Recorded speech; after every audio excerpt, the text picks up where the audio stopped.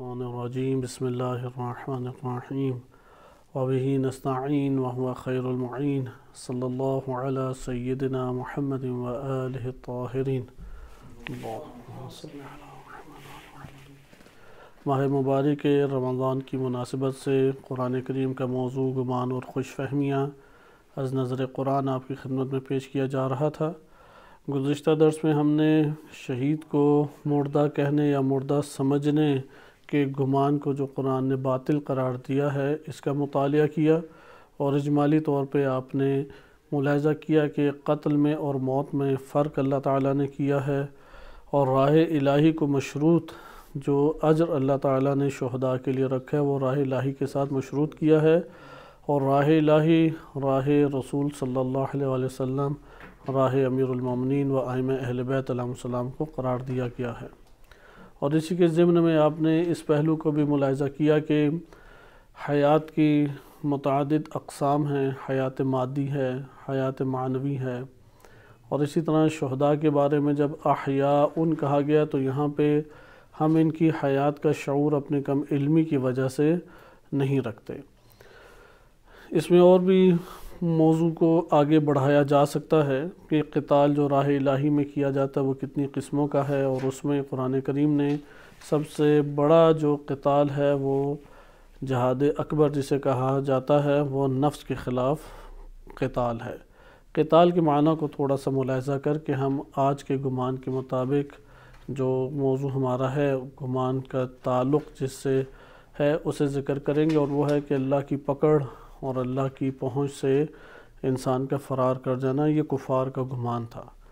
ہم دیکھیں گے کہ اس گمان کا قرآن نے شدت سے رد کیا ہے، لیکن یہ مطلب اپنے طور پہ مطالعہ کر لیں۔ ایک روایت ہے تہذیب الاحکام میں، حفص بن غیاث وہ بیان کرتے ہیں کہ میں نے امام صادق علیہ السلام سے سنا ہے، کیونکہ جو ہم آیات کو پڑھ رہے تھے اس میں قتال مشروط ہے سبیل الہی سے۔ قتال اور جہاد میں قرآن نے فرق کیا ہے۔ قتال خود ایک جہاد ہے، لیکن جہاد عمومی تر ہے، فقط قتال کو جہاد نہیں کہتے، کیونکہ ایک ہے علم فقہ کی ٹرم ہے، علم فقہ میں قتال اور جہاد مترادف ہیں، وہی جہاد کہلاتا ہے جسے آپ قتال یعنی جنگ کہتے ہیں۔ لیکن ایک دفعہ آپ کلمہ جہاد قرآن کریم و روایات اہل بیت علیہم السلام کے مطابق استعمال کرتے ہیں۔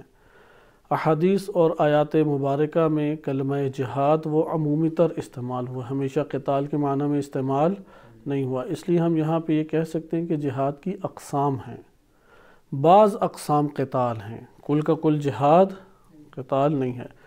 کلمات کا ایک معاشرے کے اندر جو معنی ہے اس کا اشکار کرنا بہت ضروری ہوتا ہے۔ مثلا یہ کلمہ آج اردو میں بھی استعمال ہوتا ہے لیکن جنگ کے معنی میں، لہذا انسان جب جہاد سنتا ہے تو فوراً اس کے ذہن میں کیا آتا ہے؟ یہ جنگی کوئی کام کر رہا ہے۔ فارسی میں جہاد کسے کہتے ہیں؟ جہادی کام یعنی رضاکارانہ کام۔ اس لیے وہ افراد یہ ہوتی ہیں کہ بعض ادارے صحیح معلومات نہیں رکھتے، تو یہاں پہ فارسی زبان میں آ کے میں جہادی کام کرتا رہا ہوں ایران میں، وہ گردن سے پکڑیں گے کہ کون سے تم جہادی کام کرتے رہے ہو۔ انہیں بتانا پڑے گا اردو میں جہادی لفظ الگ ہے اور فارسی میں جہادی لفظ الگ ہے۔ فارسی میں جہادی کام کہتے ہیں رضاکارانہ کام کو، آپ اردو میں جو این جی اوز کے کام، رضاکارانہ کام، خیرین بھی ادھر کہتے ہیں، ایران میں فارسی میں لفظ یا خیرین چلتا ہے یا جہادی کام۔ جہادی کام ایک عام اصطلاح ہے۔ مثلا پاکستان میں اگر کوئی خدمت خلق اور رفاعی امور کو انجام دیتا ہے، اس سے پوچھیں کہ آپ کیا ادارے میں کام کر رہے ہیں، وہ کہ میں رضاکارانہ کام انجام دے رہا ہوں لوگوں کی خدمت خلق کے عنوان سے۔ یہی بات آپ نے فارسی میں کہنی ہو تو آپ کہیں گے میں جہادی کام، لفظ جہادی چلتا ہے۔ لیکن جب آیات روایات میں آپ وارد ہونا، اردو والا جہاد بمعنی جنگ وہ ضروری ہے، معنی فقط یہ نہیں ہے، اور نہ فارسی والا جہادی معنی ہے، بلکہ کلمہ جہاد وہ سخت زحمت اور کوشش کے معنی میں استعمال ہوتا ہے، اور اسی سے اجتہاد بھی ہے کلمہ۔ جہاد اور اجتہاد برابر کلمات ہیں، معنی کے اعتبار سے فرق ان میں نہیں پایا جاتا، البتہ اگر فقہی ٹرم کر دیں تو معنی ہے، فرق کیا جائے گا۔ مثلا علم فقہ میں شیعہ سنی دونوں فقہ میں کلمہ جہاد اگر علم فقہ کے ابواب میں آ جائے اس سے مراد ہے کفار کے ساتھ یا شرعی طور پہ جن سے جنگ لڑنا لازم ہے، پھر اس کی قسمیں ہیں، واجب ہے، مستحب ہے یا کیا ہے۔ اور اجتہاد کہتے ہیں کہ انسان کا اپنی پوری توان اور کوشش خرچ کر دینا کہ اللہ اور اس کے رسول کا حکم آیات و روایات سے وہ استنباط کرے، ایک ٹرم ہے اجتہاد۔ لیکن اب احادیث میں کلمہ جہاد اور اجتہاد یا روایات اہل بیت علیہ السلام میں کلمہ جہاد اور اجتہاد کو آیات مبارکہ کے ضمن میں دیکھیں تو وہاں پہ فقط یہ معنی مراد، نہ رضاکارانہ معنی مراد ہے اور نہ فقط جنگ اور قتال۔ مثال کیا ہے؟ قرآن میں وارد ہوا ہے والذین جاہدوا فینا۔ اب ہم جانتے ہیں کہ جہاد کیا ہے، باب مفاعلہ کا مصدر ہے، جاہد یجاہد مجاہدتاً و جہاداً، مفاعلتاً و فعلاً، جیسے کتاب بھی مصدر ہے، جہاد ہے، کتاب ہے، قتال ہے، یہ تینوں باب مفاعلہ کے مصادر ہیں، قاتل یقاتل مقاتلتاً و قتالاً۔ تو یہاں پہ بھی والذین جاہدوا باب مفاعلہ سے آیا، والذین جاہدوا فینا لنہدینہم سبلنا۔ یہاں پہ یہ نہیں ہے کہ جو ہم میں جنگ اور قتال کرے گا، بلکہ جو سخت زحمت اور کوشش کرے گا۔ اس لیے قرآن کریم میں یہ مادہ جہاں استعمال ہوا وہاں پہ کلمہ جہاد بمعنی قتال نہیں آیا، قرآن کریم میں جہاد بمعنی قتال نہیں آیا۔ اور قرآن نے اس کو ذکر کیا ہے دیگر معنی میں، کلمہ جہاد کو دیگر معنی میں ذکر کیا ہے۔ متعدد ہمارے پاس آیات ہیں کہ جو سخت جد و جہد اور کوشش کو ابھارتی ہیں اللہ میں یا اللہ کی راہ میں۔ اس سے مراد اگر قرآن نے جنگ کہنا ہو تو جنگ سے مراد کون سا کلمہ استعمال ہوتا ہے قرآن کریم میں؟ قتال، صحیح ہے، قاتلو ائمۃ الکفر یا قاتلو کہہ کے متعدد ہمارے پاس آیات کریمہ موجود ہیں۔ اسی طرح کلمہ جہاد کا لفظ اس طور پہ آئے مثلا ان یجاہدوا باموالہم وانفسہم، کہ اللہ کی راہ میں اپنے اموال اور اپنی جان کے ساتھ سخت زحمت اور کوشش کرتے ہیں۔ کیونکہ اگر جہاد جنگ کے معنی میں آئے تو یہ ہوگا کہ وہ جہاد کرتے ہیں دشمنوں کے مقابلے میں، لیکن یہاں پہ کیا اموال اور اپنے نفوذ کے ذریعے سے سخت زحمت اور کوشش کرتے ہیں۔ لہٰذا قرآن میں جو کلمہ جہاد ہے بس وہ عمومی تر ہو گیا۔ خلاصہ کیا نکلا؟ کلمہ جہاد عمومی تر ہو گیا، قتال کو شامل ہو بھی سکتا ہے اور نہیں بھی ہو سکتا ہے۔ سیاق ہمیں بتائے گا کہ ادھر یہ شامل ہے یا شامل نہیں ہے۔ مثلا سورہ عنکبوت آیت نمبر 6 میں دیکھیں، وَمَنْ جَاهَدَ، جس نے مجاہدت کی، جس نے سخت زحمت اور کوشش، یعنی جتنی توان تھی وہ ساری کی ساری توان خرچ کر ڈالی۔ وَمَنْ جَاهَدَ فَإِنَّمَا يُجَاهِدُ لِنَفْسِهِ، وہ اپنے نفس کے لیے مجاہدت اس نے کی ہے، کیونکہ اللہ تعالیٰ غنی الحمید ہے۔ فَإِنَّ اللَّهَ هُوَ الغنی الحمید انتم الفقراء، تم فقیر ہو، اللہ غنی ہے۔ اور سورہ حدید میں ارشاد ہوتا ہے وَمَن يَتَوَلَّ فَإِنَّ اللَّهَ هُوَ الغنی الحمید، جو بھی منہ پھیرے گا اللہ غنی الحمید ہے۔ یا اگر کوئی پیسہ خرچ نہیں کرتا اللہ تعالیٰ کی راہ میں، وَلِلَّهِ مِيرَاثُ السَّمَاوَاتِ وَالْأَرْضِ، اللہ کے لیے میراث سماوات والارض ہے۔ واضح قرآن کی آیات ہمیں یہ بتاتی ہیں۔ لہذا اگر کسی نے شکر اللہ کا کیا تو حقیقت میں کس کو فائدہ ہوا؟ اللہ کو فائدہ ہوا۔ وَمَن شَكَرَ فَإِنَّمَا يَشْكُرُ لِنَفْسِهِ، اس نے اپنے نفس کے لیے شکر کیا۔ اسی طرح وَمَن جَاهَدَ فَإِنَّمَا يُجَاهِدُ لِنَفْسِهِ۔ قرآن کی یہ جوڑے بھی آپ نکالیں تو دلچسپ ہیں کہ اس کے یہ والی چیزیں جو ہیں وہ اپنے ہی اس کے کام میں آتی ہیں، کسی اور کے کام نہیں ہیں۔ کسی نے ہدایت لی تو فَمَنِ اهْتَدَى فَإِنَّمَا يَهْتَدِي لِنَفْسِهِ، جس نے ہدایت پائی اس کے فائدہ کس کو ہے؟ اسے اپنی ہی ذات کو فائدہ۔ وَمَنْ أَبْصَرَ فَلِنَفْسِهِ وَمَنْ عَمِيَ فَعَلَيْهَا، صحیح، جس نے بھی فَقَدْ جَاءَكُمْ بَصَائِرُ مِنْ رَبِّكُمْ، تمہارے رب کی جانب سے بصیرتیں آئی ہیں۔ فَمَنْ أَبْصَرَ فَلِنَفْسِهِ وَمَنْ عَمِيَ فَعَلَيْهَا وَمَا أَنَا عَلَيْكُمْ بِحَفِيظ، کہ میں تمہارے اوپر محافظ قرار نہیں دیا گیا۔ نبی صلی اللہ علیہ وسلم کے مراد ہیں یا انبیاء علیہ السلام مراد ہیں۔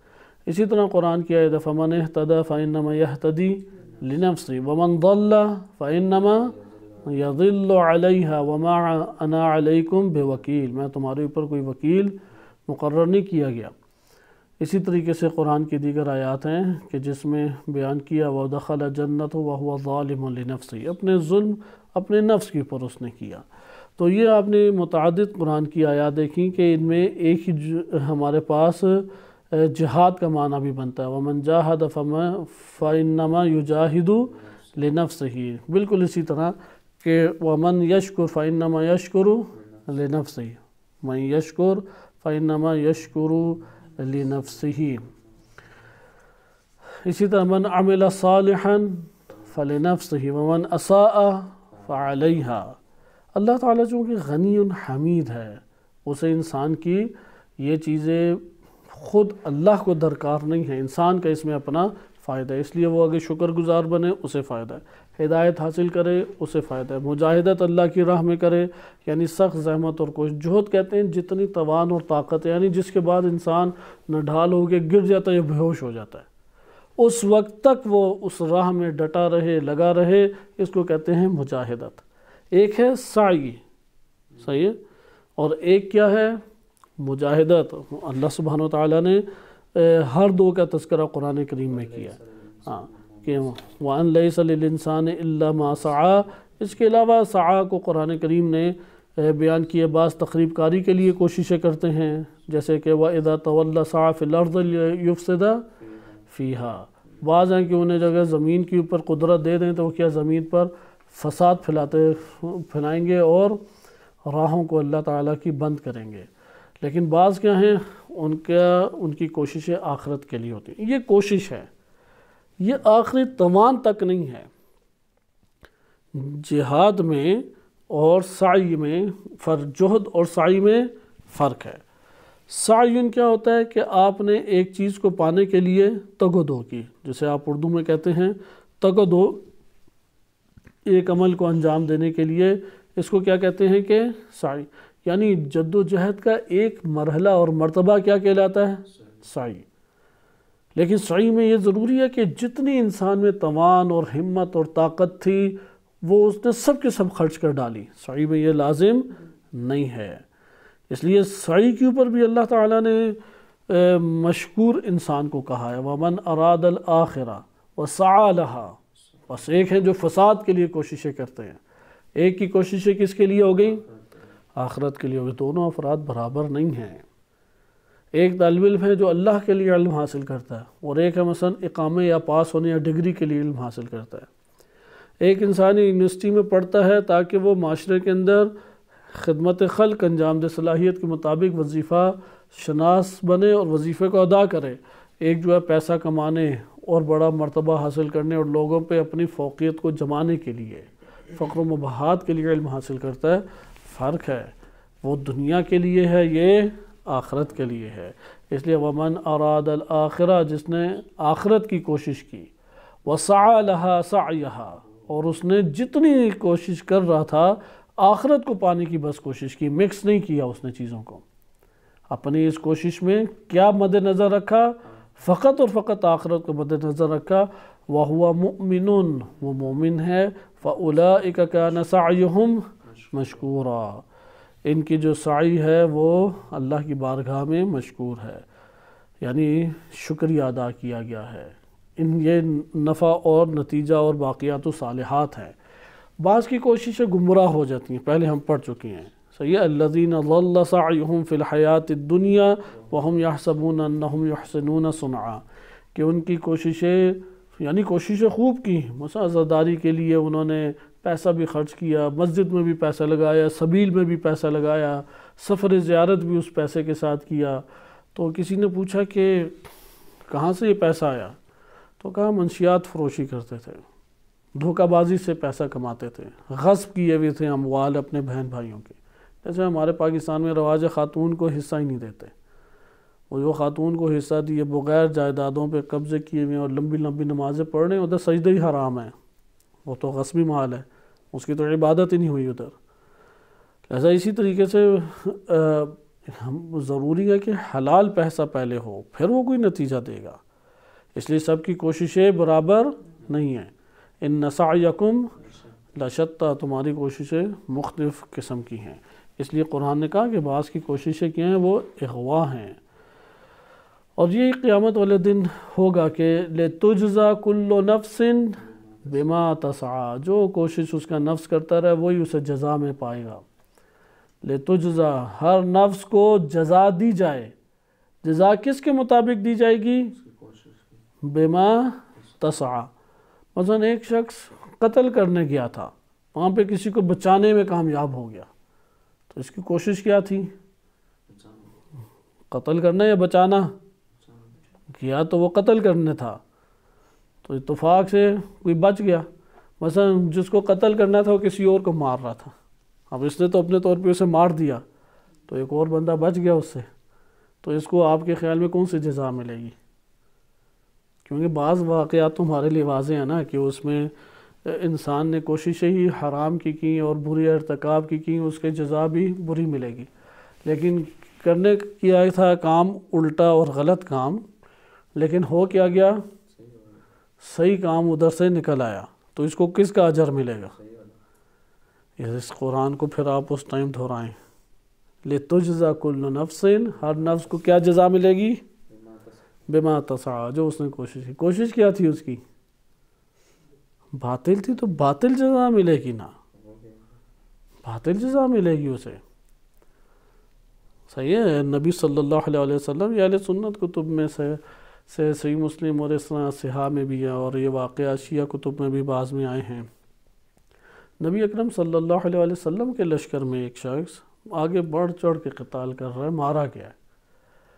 اب آگے صحابہ نے جب تعریف کی تو نبی صلی اللہ علیہ وسلم نے ان کو تنقید کی، ان کے اوپر فرمائے کہ کیوں اس کی مثلا بعض اخلاقی کتب میں وارد ہوا ہے کہ وہ شخص اپنے قبائل کے لیے لڑ رہا تھا، کہ اس کا گدھا جب دیکھا کہ وہ دشمن کے اس کے مخالف قبیلے کے پاس ہے تو اس لیے اس نے حصہ لے لیا، اسے شہید حمار کہا گیا اسے، وہ تو شہید راہ الہی نہیں ہے۔ یا اہل سنت کتب میں جو وارد ہوا وہ خائن تھا، اب وہ خائن تھا تو اسے کہا کہ خیانت کے بارے میں تم ایک خائن کی تعریفیں کرتے ہو، لہذا کس کے مطابق جزا ملے گی؟ بِمَا تَسْعَى۔ اس آیت کو ہمیں بہت اچھے طریقے سے اپنے ذہن نشین کرنا چاہیے کہ لِتُجْزَى كُلُّ نَفْسٍ بِمَا تَسْعَى إِنَّ السَّاعَةَ آتِيَةٌ، آئے گی یہ آتِيَةٌ، إِنَّ السَّاعَةَ آتِيَةٌ، ہاں یہ آخرت آئے گی۔ أَكَادُ أُخْفِيهَا لِتُجْزَى كُلُّ نَفْسٍ، کیوں؟ علت بیان کریں، ہر نفس وہ پائے بِمَا تَسْعَى، جس کی اس نے کوشش کی ہے، جس کے لیے وہ آگے بڑھا ہے، زحمت اس نے اٹھائی ہے۔ قرآن میں اور بھی متعدد آیات ہیں، اور یہ بھی قرآن نے کہا ہے کہ جس نے بھی کام کیا ہے اللہ تعالیٰ اس کام کا اجر حتماً دے گا۔ ان اللہ لا یضیع اجر المحسنین یا اجر العاملین، کہ اللہ عمل انجام دینے والوں کا اجر ضائع نہیں کرتا، یا عمل انجام دینے والوں کا اجر اللہ سبحانہ وتعالیٰ ضائع نہیں کرتا۔ یا اسی طریقے سے وَأَنَّ سَعْيَهُ سَوْفَ يُرَى، کوشش انسان دیکھے گا، دکھائی دینے والی چیز بنے گی۔ اب ہم خود سوچیں یہ کیوں ہم نے کوشش کی تھی جو علم حاصل کر رہے ہیں، کیوں کوشش کی تھی یہ بھاگ دوڑ ہم کر رہے ہیں، معاملہ اللہ سے کریں۔ گناہ کی کوشش کی ہم نے، کسی بھی سطح کا گناہ ہوا، استغفار اللہ کی بارگاہ میں کریں۔ کیوں؟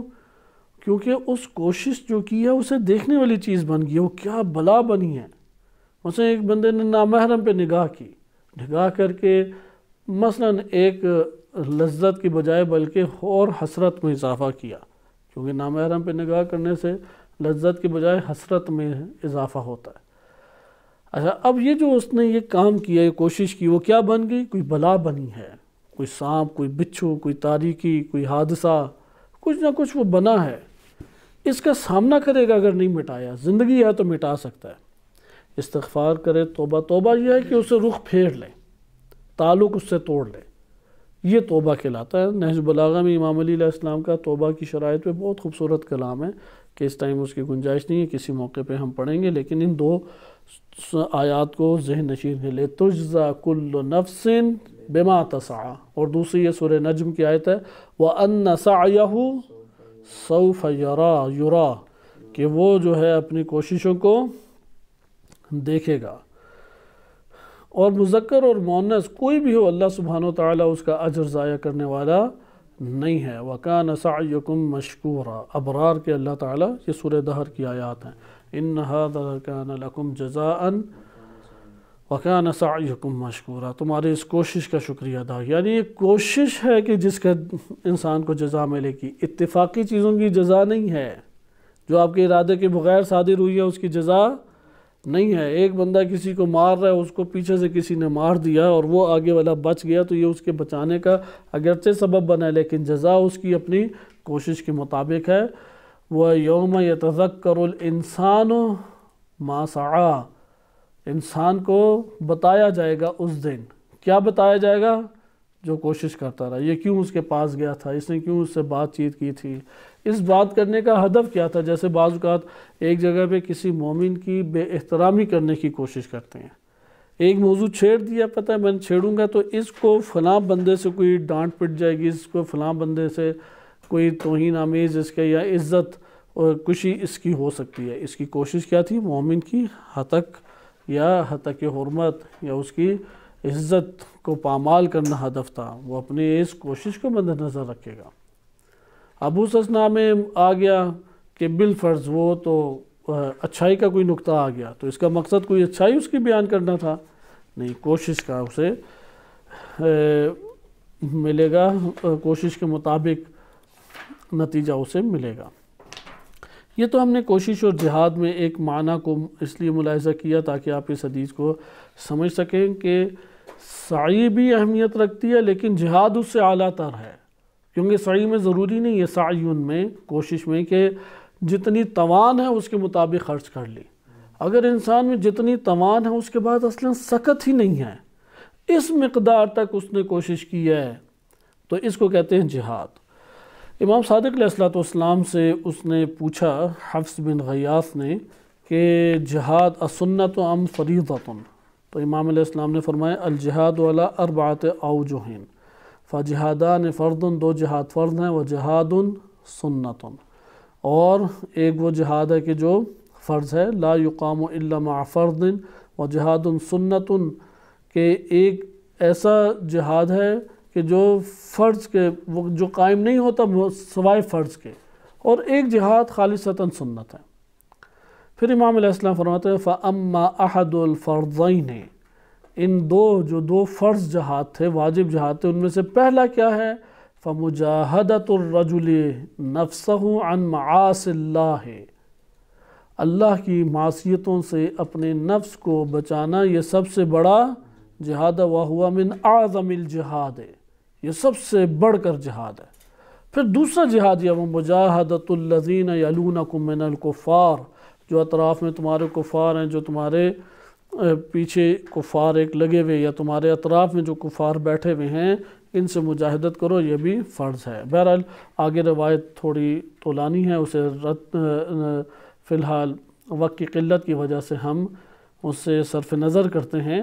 اس پہلے حصے کو دیکھیں، 4 جہاد ہو گئے، پہلے 2 جہاد فرض ہیں، تیسرا سنت جہاد ہے لیکن فرض کے علاوہ وہ سنت نہیں وجود میں آتی، اور چوتھا خالص سنت ہے۔ چوتھا کیا ہے؟ خالص سنت ہے۔ اچھا، 2 فرض جہاد ہیں، دونوں واجب ہیں، ان میں جو اوجب ہے، جو زیادہ فضیلت والا ہے، جو زیادہ عظیم ہے، وہ کون سا جہاد ہے؟ وہ جہاد کون سا ہے؟ کفار سے جہاد لڑنا بڑا ہے یا اپنے نفس کو گناہوں سے بچانا؟ اپنے نفس کو گناہوں سے بچانا، وَهُوَ مِنْ اعظم الجہاد۔ اسی طرح سے نبی اکرم صلی اللہ علیہ وسلم کی ایک اور روایت وارد ہوئی ہے ہماری ہاں کتب میں، کہ ایک سریے پہ نبی اکرم صلی اللہ علیہ وسلم نے بھیجا، یعنی سریہ کہتے ہیں کہ وہ لشکر جس کو رسول اللہ نے روانہ کیا ہے لیکن خود اس میں شریک نہیں تھے، صرف رہنمائی اور ہدایات حضرت صلی اللہ علیہ وسلم کی تھی۔ تو وہاں پہ حضرت صلی اللہ علیہ وسلم جب وہ آیا لشکر، تو تب نبی اکرم صلی اللہ علیہ وسلم نے یہ کلمات بیان فرمائے، ہمارے ہاں بعض نے معتبر حدیث سے قرار دیا ہے۔ کہا فَلَمَّا رَجَعُوا قَالَ مَرْحَبًا مَرْحَبًا بِقَوْمٍ، مبارکباد دی قوم کو، استقبال کے لیے خود تشریف لے جاتے تھے حضرت صلی اللہ علیہ وآلہ وسلم۔ قضوا الجہاد الاصغر، کہا جہاد اصغر انجام دے دیا۔ اب لشکر کیا ہے کہ گھروں میں بعض کے گھرانے خواتین بیوہ ہو گئیں، بچے یتیم ہو گئے، خانوادہ اجڑ گیا، کوئی اعضاء کے کٹنے کے ساتھ آ رہا ہے، کسی کو سخت زخم لگے ہوئے ہیں، کسی کو اٹھا کے لایا جا رہا ہے، کوئی انتہائی بیچارگی میں زحمت اور مشقت کاٹ کے آ رہا ہے، کئی دنوں کا بھوکا پیاسا ہے، نہ نیندیں پوری ہیں، ایک طویل عرصے سے وہ علاقے سے دور ہے۔ یہ جب دشمن ظاہری سے لڑ کے آیا، یعنی بیرونی دشمن، انسان کے نفس سے باہر کے دشمن سے لڑ کے آیا، تو اس کو کیا حضرت صلی اللہ علیہ وآلہ وسلم نے فرمایا قضوا الجہاد الاصغر۔ یہ دونوں روایتیں الکافی کی ہیں، کوئی باہر سے نہیں ہے کہ کسی اخلاقی کتاب سے اٹھا کے لے آئی گئی ہوں کہ جس کی کوئی سند ہی نہیں ہے۔ پہلی والی بھی تہذیب الاحکام اور الکافی دونوں کتب میں وارد ہوئی ہے، جس میں امام نے فرمایا کہ جس نے معصیت سے اپنے نفس کو بچایا اس نے جہاد اکبر انجام دیا، اعظم۔ اور یہ روایت بھی دیکھیں، کہا کہ قضوا الجہاد الاصغر وبقی الجہاد الاکبر۔ امام خمینی رحمۃ اللہ علیہ نے چہل حدیث میں بہت پیاری اس کی شرح کی ہے۔ قیل یا رسول اللہ ما الجہاد الاکبر، فوراً یہ چیخ اٹھے، کہا کہ یا رسول اللہ جہاد اکبر کون سا، اگر یہ جہاد اصغر ہے۔ ہمارے ہاں بھی زیادہ کس کو کہا جاتا ہے؟ جسمانی زحمت مشقت کو نفس کے خلاف جو لڑا جاتا ہے اس کے اوپر فوقیت دی جاتی ہے۔ میں نے تو یہ کیا، وہ کیا، فلاں کیا۔ انسان جتنے بھی کام کرے اور اللہ کے لیے علم حاصل کرے، کون فضیلت والا عمل ہے؟ علم، کیونکہ نفس کے اندر اضطراب کاٹ رہا ہے، مشقت کاٹ رہا ہے۔ علم میں ہر ایک کو مزہ نہیں آ رہا ہوتا ہے سننے میں، اسے خوب اندر تگ و دو کرنے پڑ رہی ہوتی ہے۔ لہذا یہ ہے کہ امام نے پھر نبی اکرم صلی اللہ علیہ وسلم سے جب پوچھا مل جہاد الاکبر، فرمایا کہ قال جہاد النفس، نفس کے خلاف جہاد، کیونکہ اصل شیطان تو اندر ایک بیٹھا ہوا ہے، جس نے اس سے لڑ لیا سب سے لڑ لیا۔ وہ انسان سے ہر الٹا کام کراتا ہے، انسان سے مختلف طرح کے امور جو ہے وہ انجام دلواتا ہے۔ یہ بڑی اچھی اور خوبصورت تصویر کشی انسان کے خلاف یہ کرتا ہے۔ اسے قرین سے بھی تعبیر کیا گیا ہے، یعنی آپ کا قریبی ترین ایسا دوست جو کبھی بھی آپ سے جدائی حاصل نہیں کرتا۔ اور اس شیطان سے نبی اکرم صلی اللہ علیہ وسلم کا ایک واقعہ بھی معروف ہے، الکافی میں غالباً یہ وارد ہوا ہے کہ ایک شخص داخل ہوا، کسی قبیلے کا امیر کبیر بندہ، صاف ستھرے بہترین کپڑے، عطر اور خوشبوؤں سے پورا لدا ہوا آیا، تو ادھر ایک تھوڑی دیر بعد فقیر آ کے بیٹھا، رسول اللہ کے ساتھ ہی بیٹھا آ کے۔ تو تھوڑی دیر بعد اب آئے، گرمیوں کا وقت ہوتا ہے اور کپڑے بھی اس کے بوسیدہ تھے، پسینے کی وجہ سے بو بھی تھی، فقیرانہ چہرہ ہی بتاتا ہے کہ میں فقیر ہوں۔ آ کے بیٹھا تو اس نے اپنے کپڑے تھوڑے سے سمیٹ لیے، ہوتا ہے نا اس میں۔ تو حضرت صلی اللہ علیہ وسلم کو بہت ناگوار گزرا، تو انہوں نے فرمایا کہ کیا ڈر گئے کہ کہیں اس کی بوسیدگی اور فقر تمہارے اندر سرایت نہ کر جائے؟ کس چیز کی وجہ سے تم نے یہ عمل انجام دیا؟ تو اس نے کہا کہ ہر انسان کے ساتھ ایک شیطان، اس کا دوست قرین بیٹھا ہوا ہے ساتھ اس نے میرے سامنے یہ عمل مزین کر کے دکھایا، میں اس کا شکار ہو گیا، اور میں اس کے جبران کے طور پہ اسے مثلا آدھی اپنی اموال دیتا ہوں۔ تو رسول اللہ صلی اللہ علیہ وآلہ نے پوچھا کہ کیا تم لوگے؟ تو اس نے کہا کہ نہیں میں یہ مال نہیں لوں گا۔ جس مال کی وجہ سے یہ برا عمل انجام دے رہا ہے تو کل کو یہ مال بھی مجھے ادھر لے کے جائے گا۔ اس نے انکار کر دیا کہ میں اس کا مال نہیں لوں گا۔ لہذا یہ ہے کہ ایک شیطان انسان کے ہمراہ ہے، اس کو روایات اہل بیت علیہ السلام میں کئی طریقوں سے بیان کیا گیا ہے۔ مثلا ہر انسان، اس کے قلب میں دو کان ہیں، ایک کان سے ملائکہ کی سنتا ہے اور ایک کان سے شیطان کی سنتا ہے۔ یعنی یہ جو چپ لگی ہوئی ہے، اس سے انسان نے اپنے وجود میں جھگڑا کرنا ہے۔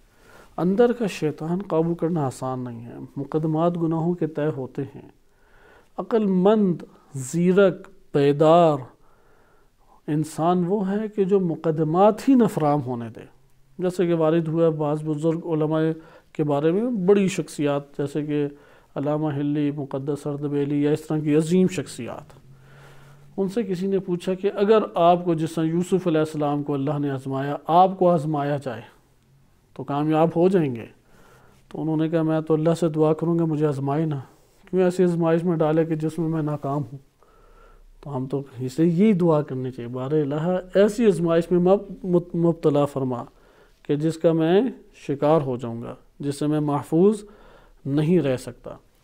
تو یہ ہمارے پاس بات آئی ان دو حدیثوں سے، چونکہ مجاہدت کا معنی آشکار ہوا۔ اللہ تعالیٰ کی بارگاہ میں دعا بھی ہے کہ اپنے گناہوں کی مغفرت کی بھی دعا کریں، اور زندگی میں جب یہ راز ہم نے قرآن کی آیات سے جان لیا کہ جو ہماری کوشش ہے وہ اہمیت رکھتی ہے، اس کوشش کے نتیجے میں کامیابی میسر آئی یا میسر نہیں آئی یہ الگ چیز، نتیجہ ہمارے ہاتھ سے باہر ہے۔ ہمارے پیش نظر کیا ہے؟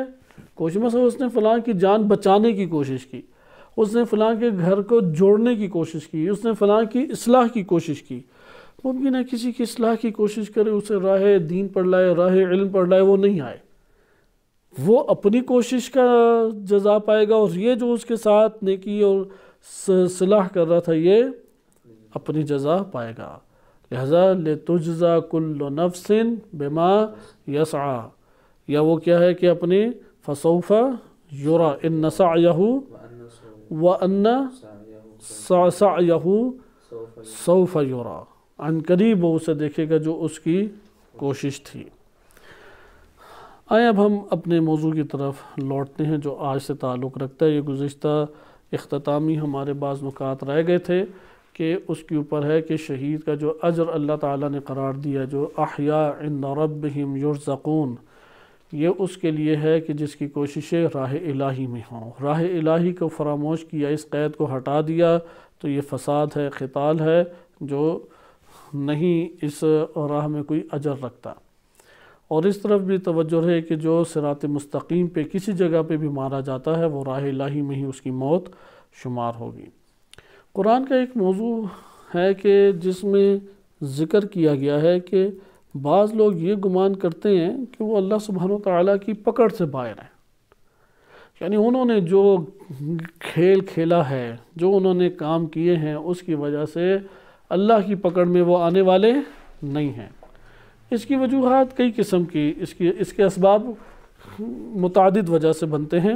ہم پہلے آغاز میں آیات کو ملاحظہ کر لیتے ہیں اور اس کے بعد اس کی تفصیل میں جاتے ہیں، لیکن کل کے درس کا جو اختتامی پہلو تھا اس کو کسی صورت پہ بھی فراموش نہ کریں کہ اس میں شہید اور قتال، اس کی قیمت کم کرنا مقصود نہیں ہے، اس کی قیمت بالاتر ہے، کیونکہ آپ سمجھتے ہیں کہ قتال حقیقی راہ الہی میں جنگ جو وظیفہ بنتا ہے مسلمانوں کا، وہ جہاد اکبر کے بغیر ممکن ہے؟ جہاد اکبر ہوگا تو نیت خالص ہوگی۔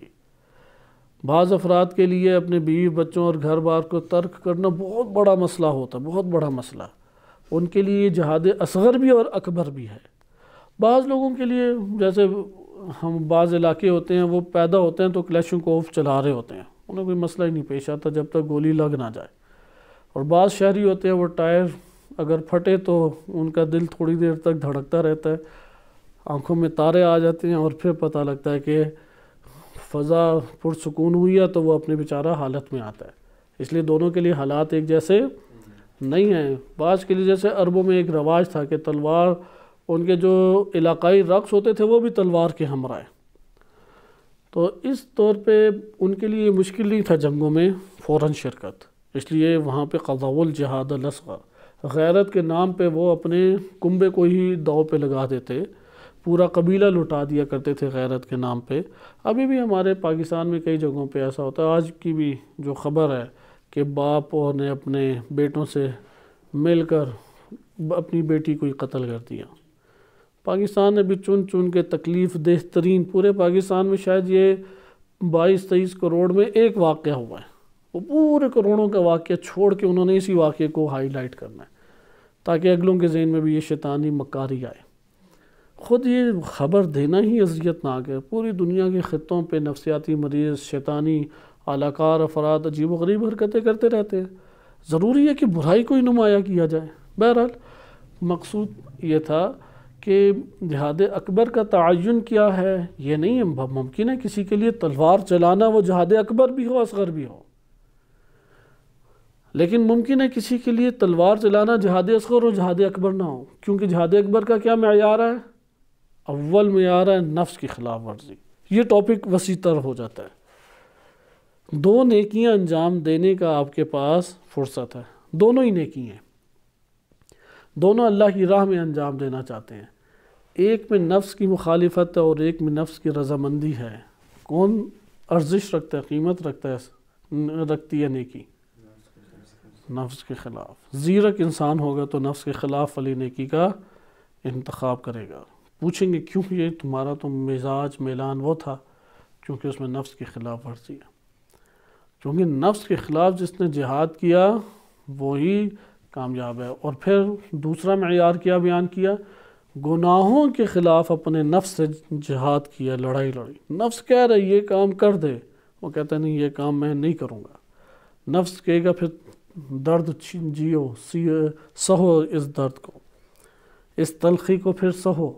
فلاں آپ نے علماء نہیں دیکھے، اتنے نامور علماء وہ بھی تو یہ کرتے ہیں، فلاں بعض مجتہدین بھی اس طرح کرتے ہیں، فلاں عالم بھی اس طرح کرتا تھا، آج کل تو اکثر طلاب اسی طرح کر رہے ہیں۔ آپ کے کہ نفس میں تب بھی تیری بات نہیں سنوں گا۔ پوری دنیا اگر یہ کام کر رہی ہو، مثل نوح اور چند قلیل افراد ان کے اس پورے معاشرے میں اہل ایمان ہوں، میں ان اکثریت کو چھوڑ کے اس اقلیت اہل ایمان پہ اپنی نگاہ جماؤں گا اور ان کے ساتھ اپنے عمل کو ملا کر انجام دوں گا، یعنی ان کے مطابق عمل انجام دوں گا جو حق پر ہیں، حق کی وجہ سے ایمان کی بدولت عمل کو انجام دینا۔ اس لیے اس ٹاپک کو خصوصاً ماہ مبارک رمضان کی راتوں میں چھوٹا نہ سمجھیں۔ ماہ مبارک رمضان مجاہدت کا مہینہ ہے، سعی کا مہینہ ہے، اور جو سعی انسان کی آپ آیات در آیات دیکھیں، سعی جزا کے طور پر ہے، سعی کو ملاحظہ کرے گا، مشاہدہ کرے گا، سعی مختلف طرح کی ہے، مجاہدت تو پھر اس سے بھی بالا تر ہے۔ اور یہ سعی اگر گمراہ ہو سکتی ہے، مجاہدت بھی گمراہ ہو سکتی ہے۔ وَضَلَّ سَعْيُهُمْ فِي الْحَيَاةِ الدُّنْيَا، ان کی کوششیں گمراہ ہو گئیں اور وہ یہی سمجھتے رہے کہ وَهُمْ يَحْسَبُونَ أَنَّهُمْ يُحْسِنُونَ صُنْعًا، کہ بہترین، ہم گمان کیا تھا بہترین اعمال انجام دے رہے ہیں، پتہ لگا کہ یہ تو سارے گمراہ ہو گئیں۔ انہی میں سے ایک اور جو آپ نے ملاحظہ کیا ٹاپک ہمارے پاس ہے، وہ یہ ہے کہ اللہ کی پکڑ سے بچ جانا۔ سورہ عنکبوت آیت نمبر 4، ارشاد باری تعالیٰ ہوتا ہے ام حسب الذین یعملون السیئات۔ اگر ہم اس کو قرآن کی گزشتہ آیات سے ملا کے پڑھیں، سیاق میں بھی دیکھیں تو بہترین ہو جائے گا، کیونکہ ام منقطعہ ہے۔ علامہ طباطبائی رحمۃ اللہ علیہ نے ذکر کیا المیزان میں۔ خوب ابھی ہم کلمات کی تحقیق میں نہیں جائیں گے، ہم ظاہر آیات الہی سے استفادہ کرتے ہیں۔ آیت نمبر 2 میں ارشاد باری تعالیٰ ہوتا ہے احسب الناس ان یترکوا ان یقولوا آمنا، کیا لوگ یہ گمان کرتے ہیں کہ وہ دعوی ایمان کریں گے تو ہم انہیں چھوڑ دیں گے؟ وَهُمْ لَا يُفْتَنُونَ، فتنہ ایسی آزمائش کو کہتے ہیں جو خلل اور اضطراب کو ایجاد کر دے، خلل اور شدید، صحیح ہے؟ اسی لیے قرآن نے مال اور اولاد کو کیا کہا ہے؟ فتنہ، کیونکہ یہ خلل ایجاد کر دیتی ہے، گناہوں کی طرف گامزن انسان کو کر دیتی ہے۔ جو ان کے شر سے بچ گیا، مال اور اولاد یہ دین ہے یا دنیا ہے؟ کیا سمجھ آتی ہے؟ خصوصاً اولاد کیا لگتی ہے اپنی اولاد؟ دین ہے یا دنیا ہے ہمارے لیے؟ المال والبنون زینت الحیات الدنیا، زینت الحیات الدنیا ہے، آخرت کی نہیں ہے زینت۔ جو نبی صلی اللہ علیہ وسلم پہ قرآن نازل ہوا اس میں حیات الدنیا ہے، حیات الآخرہ نہیں ہے۔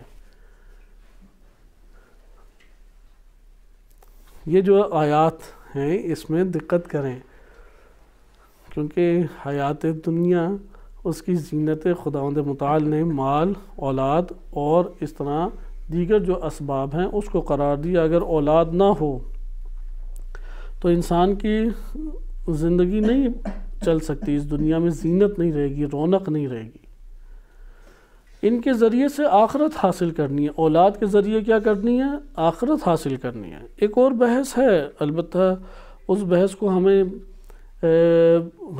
اس میں کیونکہ بحث میں کئی قسم کے سوالات اور شبہات پیدا ہوتے ہیں، اس کے حل کرنے کی ضرورت ہے۔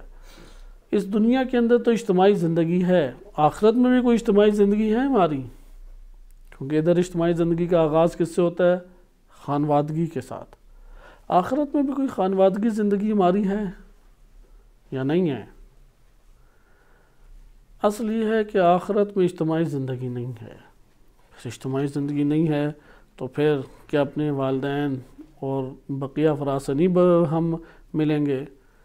کیا قرآن میں تو بعض مکالمات وارد ہوئے ہیں کہ وہ پہچانیں گے، جیسا کہ منافقین اور منافقات اہل ایمان سے تقاضا کریں گے کہ کچھ تو اپنی نورانیت ہمیں دے دو۔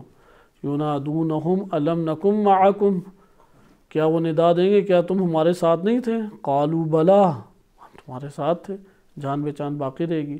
یا سورہ طور میں ہے کہ ہم اہل ایمان کو جنہوں نے ایمان میں اپنے آبا کی اتباع کی تھی ان کو ان کے ہمراہ ملا دیں گے۔ وَاتَّبَعَتْهُمْ ذُرِّيَّتُهُمْ، ان کی بے ایمان کے ہمراہ ان کی ذریت نے جو ان کی اتباع کی انہیں ملا دیں۔ پھر یہ کیا ہے؟ تو اس کو سازگار کرنے کی ضرورت، کیونکہ ایک طرف قرآن کہتا ہے کہ باپ بیٹے سے، بیٹا باپ سے، ماں سے، اور شوہر زوجہ سے یہ فرار کریں گے۔ اب یہ جو فرار ہے کیونکہ یہ جہنم کا آلہ بنے ہوئے ہیں تو وہ اس سے فرار کریں گے۔ خلاصہ کلام اس کی طرف ہم بعد میں جاتے ہیں، لیکن وَهُمْ لَا يُفْتَنُونَ اس کے اوپر دقت کریں کہ فتنہ کیا ہے؟ سخت آزمائش۔ بلا وہ درجہ نہیں آزمائش کا رکھتی، فتنہ اس سے بڑھ کر آزمائش ہے۔ اہل ایمان کی آزمائش سخت ہے، صحیح ہے؟ اہل ایمان کی احسب الناس ان یترکوا ان یقولوا آمنا، جب لوگوں نے ایمان کا دعویٰ کیا تو آزمائش ہے۔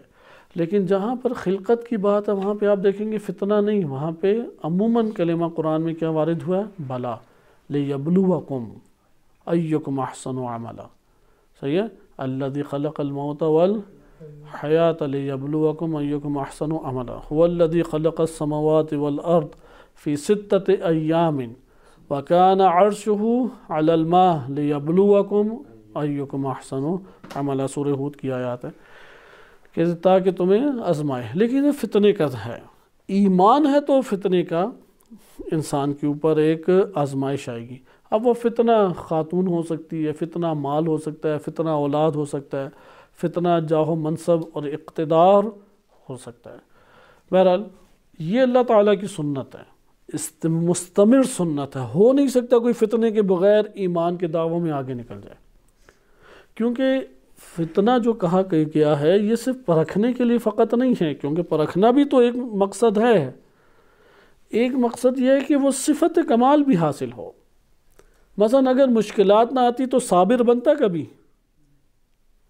ہو سکتا ہے کہ مثلا نہ مریض ہوتا، نہ محتاج ہوتا، نہ اس کے اوپر سخت حالات پیش آتے تو وہ صبر ہی نہ آتا تو کہاں سے صابر بنتا؟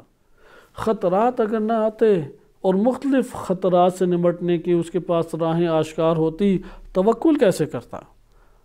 توکل کا یہ مطلب نہیں ہے ساری دنیا کی راہیں اختیار کر لی اور سب سے جب نا امید ہوا اب میرا اللہ پہ بڑا توکل ہے، کیونکہ اب تو کوئی آپشن ہی نہیں بچا۔ توکل کا موقع کب تھا؟ جب آپ کے پاس چند آپشن تھے، مثلا فلاں کی آپ منت سماجت کر لیں، فلاں کے سامنے بہکاری بن جائیں، آپ کا قرض اتر جائے گا۔ آپ کہتے ہیں کہ میں ان کے دروازوں کو نہیں کھٹکھٹاتا، اللہ تعالیٰ نے جو طبی قوانین کے تحت وظیفہ میرا رکھا ہے میں اپنے معاش کے طور طریقے اختیار کروں گا اور اپنی عزت اور آبرو کے ساتھ جتنی کوشش کرتا ہوں قرض اتارنے کی کرتا ہوں۔ بقیہ راہیں امیروں کی چاپلوسی ہوگی، منصبداروں کے سامنے غلامی ہو گئی، فلاں کے سامنے اپنی ناک کٹوانا، یہ ساری راہیں چھوڑ دیں، اللہ پہ توکل کیا۔ توکل کب ہے؟ کہ جب راہیں دیگر موجود ہیں لیکن آپ نے راہ توکل کا انتخاب کیا ہے۔ ساری راہیں بند کر دیں، مایوس پوری دنیا سے ہو گئے، اب کون سا توکل آپ کا؟ اگرچہ اس توکل کی بھی قیمت ہے لیکن یہ متوکل انسان کو نہیں بنا رہی۔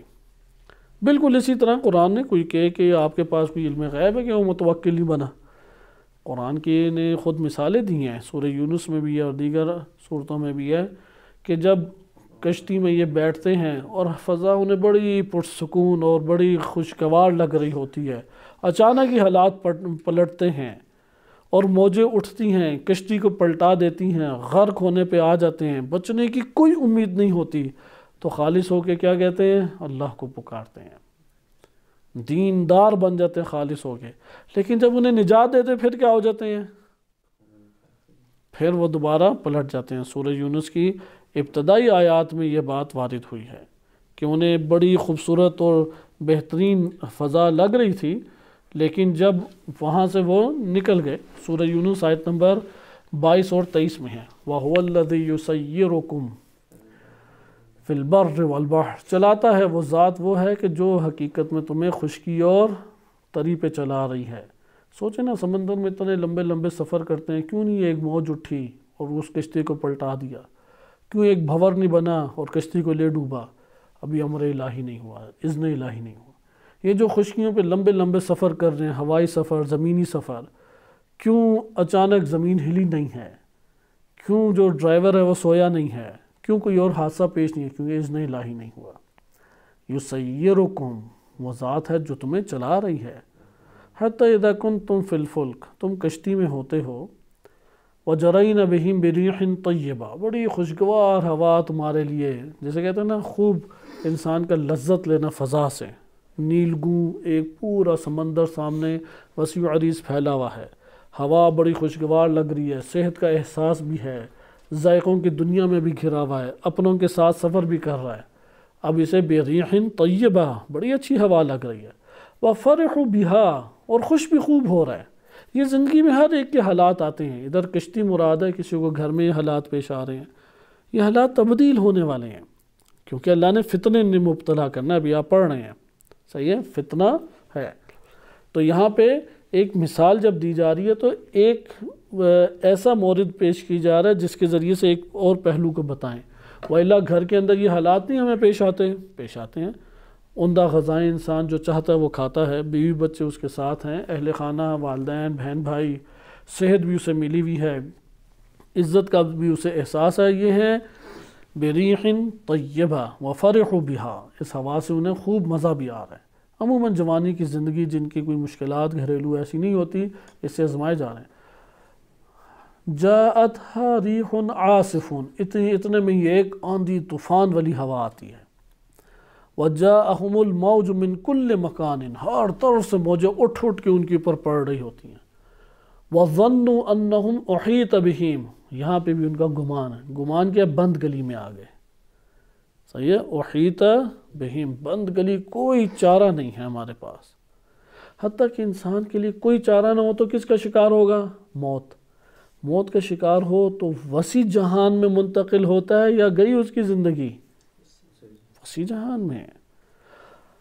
انہم احیط بہم، کوئی اسے چارہ نظر نہیں آ رہا، گھیرا گیا ہے، وہ گمان اس کا ہے۔ یہ وہی اصحاب موسیٰ نے کہا انا لمدرکون، پھنس گئے ہم، تو موسیٰ علیہ السلام نے کہا کلا ان معی ربی، قال موسیٰ نہیں کلا، قال کلا ان معی ربی سیہدینی، میرے ساتھ میرا رب ہے۔ ادھر بھی اسی طریقے سے ان کو احساس، وہاں پہ تو پورا شعوراً ایک لحظے کے لیے شک نہیں ہوا، ایک لحظے کے لیے اللہ کی طرف سے توجہ ان کی نہیں ہٹی۔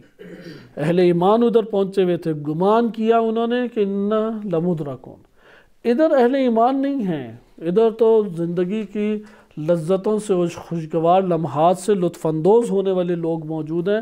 ہر انسان کی زندگی میں وسیع پیمانے پہ یہ والے لمحات اور احساسات آتے ہیں، اور پھر دوسرے یہ والے احساسات بھی آتے ہیں، انہم احیط بہم، ان کے ذریعے سے کیا ہو گیا؟ ان کا احاطہ ہو گیا، پھنس گئے یہ۔ دعوا اللہ مخلصین لہ الدین، تو پھر کیا کرتے ہیں؟ اللہ کو پکارتے ہیں اس کے لیے دین کو خالص کر کے، کیونکہ سب راستے بند ہو گئے، ہر طرف سے موجیں آ رہی ہیں، بس ہر طرف سے انسان کے اوپر دباؤ اور پریشر آ رہا ہے، ادھر فلاں مر گیا، ادھر سے قرضے چڑھے ہوئے ہیں، ادھر فلاں ایک مشکل پیش آ گئی، ادھر گرفتار کرنے آ گئے، ادھر مرض بھی سخت ہو گیا، ہر طرف سے یہ ہے کہ من کل ما، ہر طرف سے موجیں آ گئی، سمجھتا ہے کہ اب تو چارہ نہیں ہے، تو اللہ کو پکارتا ہے اس کے لیے دین کو مخلص کر کے۔ لَإِنْ أَنْجَيْتَنَا، یہ شکوہ اللہ کا ہے اب انسان سے، اگر ہم تمہیں نجات دے دیں من ہذہ، اس مشکل اس فتنے سے، لَنَكُونَنَّ مِنَ الشَّاكِرِينَ، کیا وہ کہتے ہیں اے بار الہ اگر تو نے ہمیں اس مصیبت سے نجات دے دی، ہم کیا ہوں گے؟ تیرے شکر گزار ہو جائیں گے۔ جس نے شکر ادا کیا اس نے اپنے لیے کیا۔ اگلی آیت دیکھیں، فَلَمَّا أَنْجَاهُمْ، یہاں پہ ہے جو عرض کیا کہ کوئی غیب گوئی نہیں ہے، سارے راستے توکل کے بند ہو جائیں، سب جگہوں پہ امیدیں آپ کی ٹوٹ جائیں دنیاوی راستوں سے، اب آپ نے اللہ کو دعوا اللہ مخلصین لہ الدین پکارا، اور اللہ نے آپ کے اس توکل کی بنیاد پہ اس پکار کے نتیجے میں نجات آپ کو دے دی، انسان میں صفت توکل آ جائے گی۔ ساری عمر تو وہ رہا عیاشیوں میں، وہ رہا ایمان سے عاری زندگی بسر کرتا رہا، لہذا توکل اس وقت ہے جب آپشن ہو، یہ انسان میں ایک قوت پیدا کرتی ہے۔ فلما انجاہم، جب اللہ نے انہیں نجات دے دی، کیا ہوا؟ اذا ہم یبغون فی الارض بغیر الحق، بغیر کسی حق کے وہ کیا ہے؟ بغاوت زمین پہ کرنے لگے، اللہ کے خلاف ہی نکل کھڑے ہوئے، اس کے حکم کی نافرمانی کرنے لگے۔ یا ایھا الناس انما بغیکم علی انفسکم، یہ تم لوگوں کا اپنے ہی خلاف ہے سرکشی کرنا، اللہ کو اس سے کوئی ضرر نہیں پہنچتا۔ ولا یضرونہ شیئا، تم اللہ کو کوئی ضرر نہیں پہنچا سکتے، تم اللہ کو ضرر نہیں دے سکتے۔ متاع الحیات الدنیا، دنیا کی یہ متاع تھی جسے تم لے رہے ہو، متاع ہوتا ہے وہ سفری ایک آرام دہ آپ کا سرمایہ جو زندگی کو آرام پہنچائے۔ ثم الینا مرجعکم، پھر تو ہماری طرف لوٹو گے، فننبئکم بما کنتم تعملون، پھر جو عمل انجام کر دیتے تھے ہم تمہیں اس سے باخبر کریں گے۔ تو اس آیت میں آپ نے دیکھا کہ فتنے سے اللہ تعالیٰ آزمائے گا، یہ سنت مستمرہ ہے۔ پھر اگلی آیت دیکھیں سورہ عنکبوت کی، وَلَقَدْ فَتَنَّ الَّذِينَ مِن قَبْلِهِمْ، ان سے پہلے والوں کو بھی ہم نے فتنوں میں مبتلا کیا۔ وَلَيَعْلَمَنَّ اللَّهُ الَّذِينَ صَدَقُوا، حتماً و حتماً اللہ جان لے کون ان میں سچے ہیں، اپنے دعوے ایمان میں کون سچے ہیں۔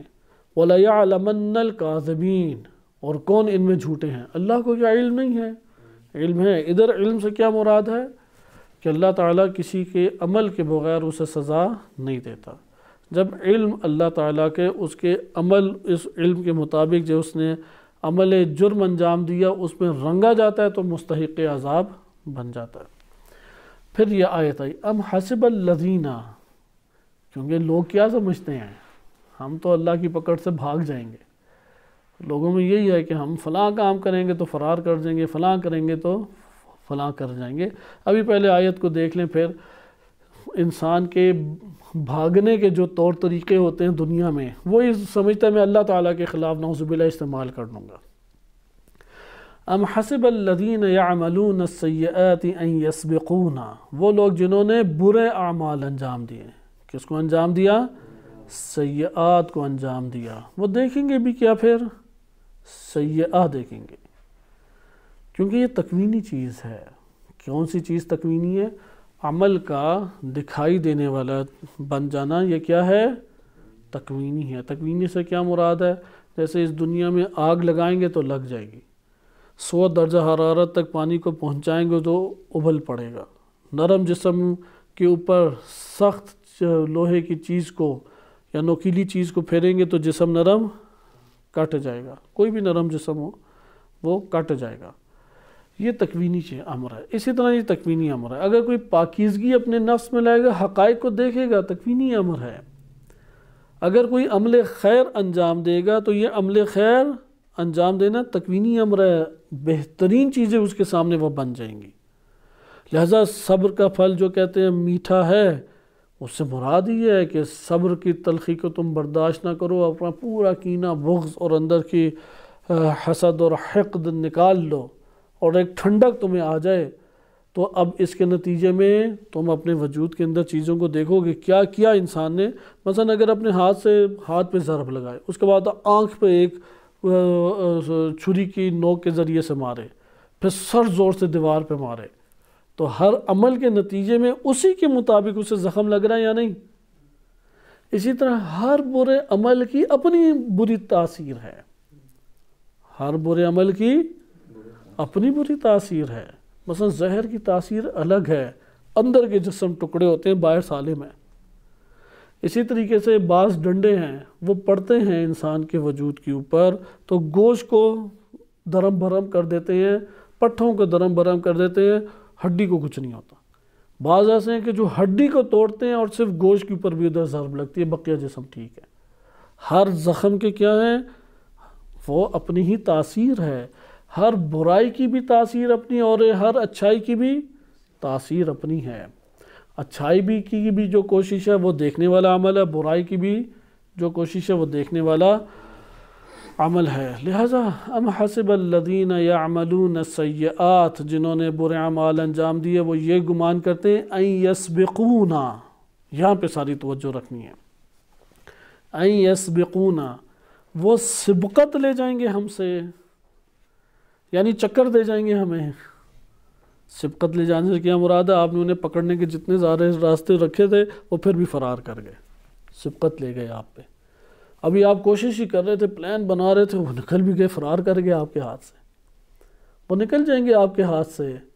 این یسبقون، وہ ہم لوگوں پہ سبقت لے جائیں گے، یعنی وہ جو انہوں نے جال بچھائے ہوئے ہیں، پلاننگ چلی ہے مومنین کے خلاف، دیگر جو حق کے خلاف انہوں نے چیزیں ابھاری ہیں، کیا ان سب چیزوں میں وہ اللہ کو مات دے جائیں گے؟ حق ختم ہو جائے گا، حق دوبارہ ابھر نہیں سکے گا، باطل ہمیشہ کے لیے غالب آ جائے گا؟ نہیں، ایسا نہیں ہے۔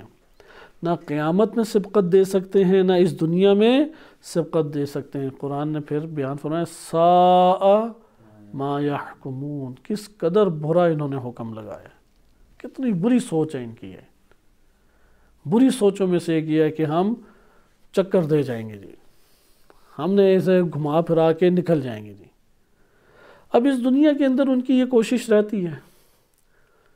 اب بعض لوگ دعویٰ کرتے ہیں کہ نہیں آخرت بہت بہترین چیز ہے، یہ ہے، اللہ سے کاش ملاقات ہو جائے، اللہ سے ہم محبت کرتے ہیں۔ تو اگلی آیت میں قرآن نے ان کے لیے بھی معیار رکھا، من کان یرجو لقاء اللہ، جو اللہ سے ملاقات کا آرزو مند ہے، چاہتا ہے، فإن أجل اللہ لآت، حوصلہ رکھے، جلد موت آ رہی ہے، پھر محبوب کے ساتھ ہمیشہ کی زندگی۔ اہل ایمان تو یہی چاہتے ہیں۔ خدا ہمیں ان اہل ایمان میں شمار ہونے کی ان ماہ مبارک میں توفیق عنایت فرمائے، کیونکہ گناہ، غفلت، یہ معنی بن جاتے ہیں کہ ہم نہیں بڑھ پاتے۔ اگرچہ بدن سے بھی گناہ صادر نہیں ہو رہے، نفس تو اندر گناہ کے ارادے لیے ہوئے ہیں، ارادے بھی گناہ کے ختم کر لیے، پھر بھی مسائل ہیں، کیونکہ نفس نے جتنے امراض پالے تھے ان امراض کے سب پہلوؤں پہ تو اس کی توجہ ہی نہیں گئی کہ وہ توبہ کرتا، استغفار کرتا، تزکیہ کرتا، لہذا یہ ساری رکاوٹیں بنتی ہیں۔ ان اللہ فإن أجل اللہ لآت وهو السمیع العلیم ومن جاہد فإنما یجاہد لنفسہ، جس نے اللہ کی راہ میں کوششیں، زحمتیں، مشقتیں اٹھائیں، اس نے اپنے لیے حقیقت میں اٹھائیں، اسی کو اس کا فائدہ ہے۔ ان اللہ لغنی عن العالمین، اللہ عالمین سے غنی ہے، اسے کوئی ان چیزوں کا فائدہ نہیں ہے۔ یہ ہمارے پاس ایک آیت آ گئی، اسی طرح ایک اور آیت ہے، کیونکہ کفار یہ سمجھتے تھے کہ ہم نکل جائیں گے، ہم کسی طریقے سے کوئی چکر چلا لیں گے۔ سورہ انفال آیت نمبر 59، ارشاد باری تعالی ہوتا ہے وَلَا يَحْسَبَنَّ الَّذِينَ كَفَرُوا سَبَقُوا، وہ لوگ جنہوں نے گمان کیا، وہ لوگ جو کفر کرتے تھے، صحیح ہے، وَلَا يَحْسَبَنَّ الَّذِينَ كَفَرُوا، وہ لوگ جو کفر کرتے تھے وہ یہ گمان نہ کریں، سبقوا، سبقت لے جائیں گے، بچ نکلیں گے، فرار کر جائیں گے، اِنَّهُمْ لَا يُعْجِزُونَ، یہ اللہ کو عاجز نہیں کر سکتے، کسی بھی صورت میں اللہ سبحانہ وتعالیٰ کو عاجز نہیں کر سکتے، لہذا یہ کامیاب نہیں اللہ کے پاس سے نکل سکتے۔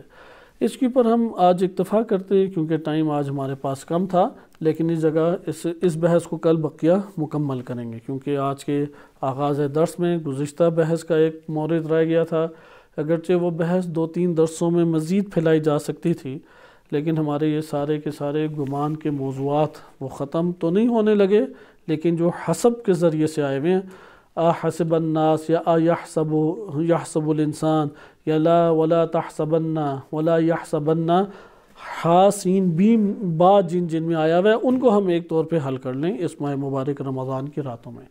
لیکن یہاں پہ صرف اس نقطے کو مطالعہ کریں اور اسی سے کل کی بحث آگے چلائیں گے. کفار کیا سمجھتے تھے؟ بچ نکلیں گے، کامیابی سے ہم نکل جائیں گے. کیوں؟ ان کے دو تین اسباب اس کے ہو سکتے ہیں اس برے گمان کے. ایک تو دنیا میں انہوں نے، انسان عموماً آج بھی یہ دیکھتے ہیں، گمان کی کیا وجہ ہوتی ہے؟